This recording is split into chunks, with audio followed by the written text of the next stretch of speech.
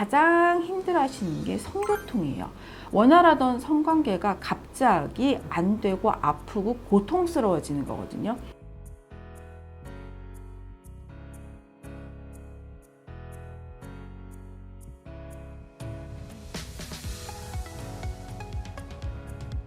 생리대 말고 탐폰을 사용하게 되면 외음부 피부염에 도움이 될까요? 네, 도움이 됩니다.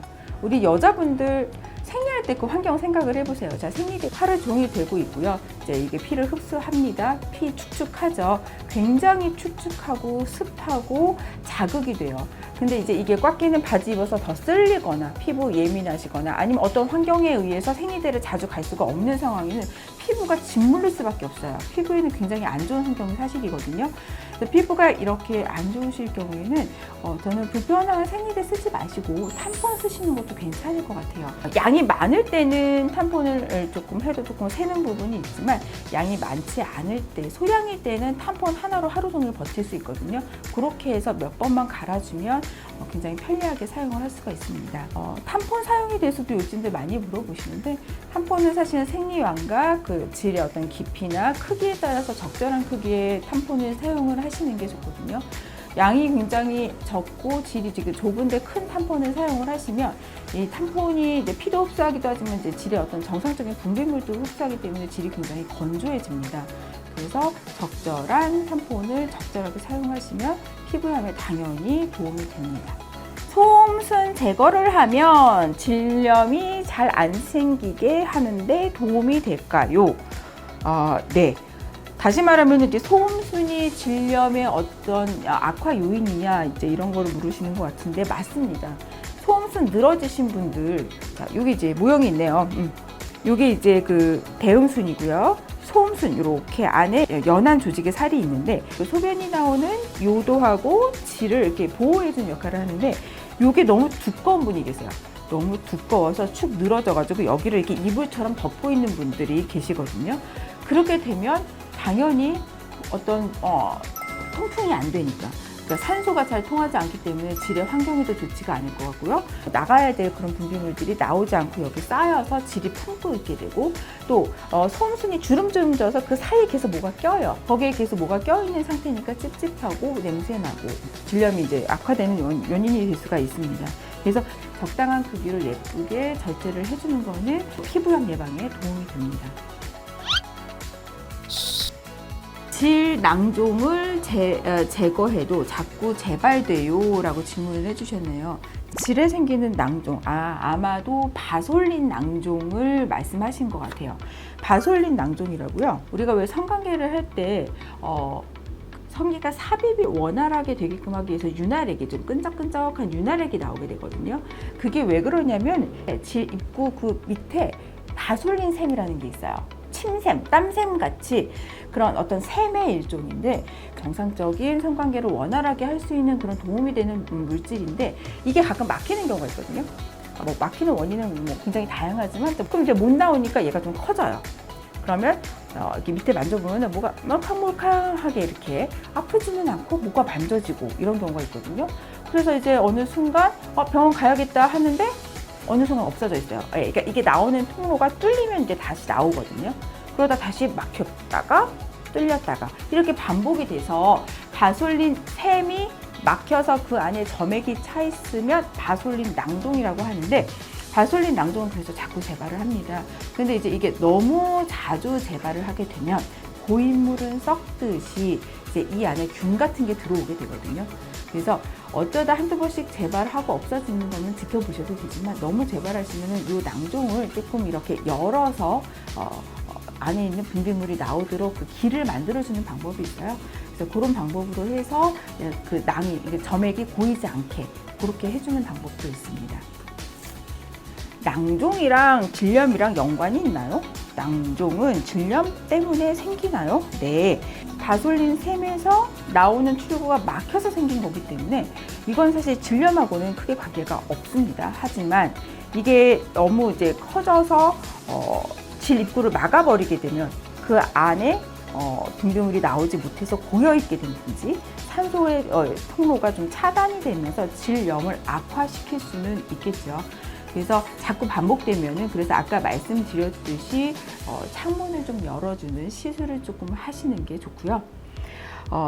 낭종은 수술을 해도 사실 또 지금 재발되는 경우는 있어요. 저희가 이제 그 점액이 나오는 통로를 만들어 드리긴 하는데 그게 또 막히는 경우도 있고, 이 낭종이 사실은 딱 하나의 셈이 아니거든요. 포도송이 모양인데 이게 막혔더라도 다음 셈에서 또 나오는 통로가 막힐 수 있기 때문에 요거는 조금 재발하는 경향이 있기는 합니다. 폐경치 위축성 질염이라고 진단을 받았는데요. 위축성 질염도 치료가 필요하나요? 네. 위축성 질염이라는 거는 폐경이 되면서 생기는 질염이거든요. 주 원인이 우리 몸에서 폐경 전에 나오던 여성 호르몬이 갑자기 뚝 끊기면서 여성 호르몬이 굉장히 민감한 질이 큰 변화를 일으켜서 이제 이게 쪼그라들어요. 위축이라고 하는데, 그렇게 이제 변화가 일어나면서 생기는 질염입니다. 위축성 질염은 어떻게 보면은 뭐 노화 현상의 어떤 자연스러운 과정이라고 보실 수도 있기는 한데, 이게 불편감을 느끼시게 되면 치료를 하셔야 됩니다. 가장 먼저 불편하신 게, 이게 여성 호르몬이 부족한 건조감은 일상생활을 하실 땐 잘 못 느끼시는데 가장 힘들어하시는 게 성교통이에요. 원활하던 성관계가 갑자기 안 되고 아프고 고통스러워지는 거거든요. 그러면 사실 이 부분은 그 두 부부 관계에 어떤 문제를 일으킬 수가 있기 때문에 이런 경우에는 관계가 더 이상 뭐 불가능해지거나 두 분 사이에 어떤 문제가 생기기 전에 치료를 해주면 됩니다. 치료는 간단합니다. 먹는 호르몬제가 있고요. 이게 싫으시다, 질정을 넣으실 수도 있고 레이저 치료도 있고, 그래서 어떻게 해서든 저희가 폐경 전의 상태로 만들어 드릴 수가 있습니다.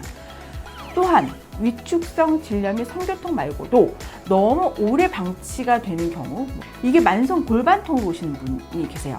아랫배가 너무 아프고 뭐 꼬리뼈도 아프고 밑에 쪽이 불편한데 뭐 검사를 해보면 다 정상이라고 하시는 경우예요. 이런 경우 질에 있는 그 건조감으로 인한 통증이 그렇게 나타나는 경우도 있거든요. 이런 경우에는 진단이 조금 어렵고 놓쳐지는 경우가 있어요. 그래서 자세히 문진을 하면 그래도 이걸 캐치해서 치료하실 수 있거든요. 그래서 오셔서 상담하시면 되겠습니다.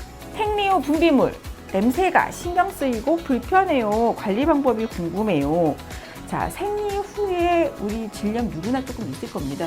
생리 후에 그 밑에서 꽃향기 나는 사람 없을 거예요. 약간 비릿하고 뭐 안 좋은 냄새가 좀 올라올 텐데, 그거는 피로 인한 뭐 피비린내일 수 있지만 그 피가 대표적인 알칼리성 물질이거든요.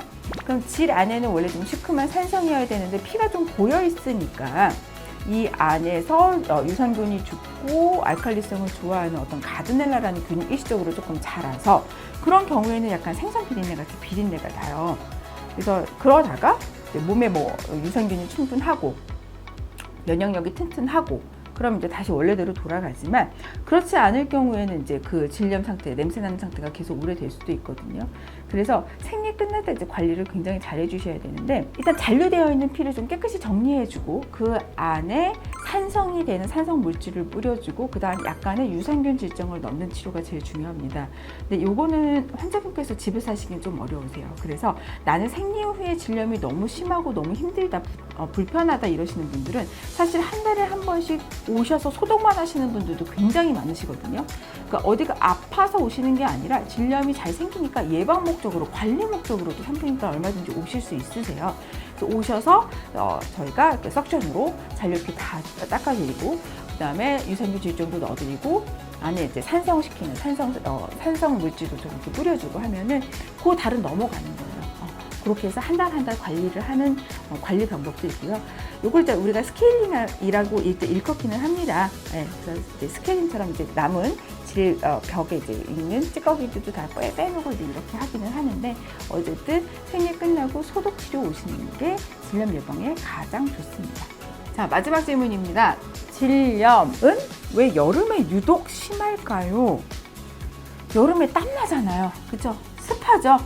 네. 항상 습한 상태로 그 밑에가 유지가 되기 때문에, 또 항상 습한 상태에서 뭐 생리도 하고 그다음에 땀도 더 많이 나고 뭐 면역력도 떨어지고 탈수되고 이렇게 되면 당연히 질염 잘 생기겠고요. 또 여름에 어디 많이 가세요? 물놀이 많이 가시잖아요. 물놀이 갔다 오셔도 당연히 자극이 많이 되니까 질염 생기실 수가 있습니다. 그래서 물놀이 갔다 오신 다음에 한번 소독 오시거나 균 검사해 보는 걸 추천드립니다. 자, 여러분 어떻게 도움이 되셨나요? 저희 병원에 오시는 내원 환자분들의 궁금증을 기준으로 저희가 좀 궁금증을 해결을 해드려 봤는데요. 우리 구독자 여러분이나 영상 시청하시는 분들도 큰 도움이 됐으면 좋겠습니다. 더운 여름 질염 생기지 않게 면역 관리 잘 하면서 문제 있으면 언제고 진료받으러 오시고요. 다음에도 궁금하신 내용으로 영상 촬영해서 찾아뵙겠습니다.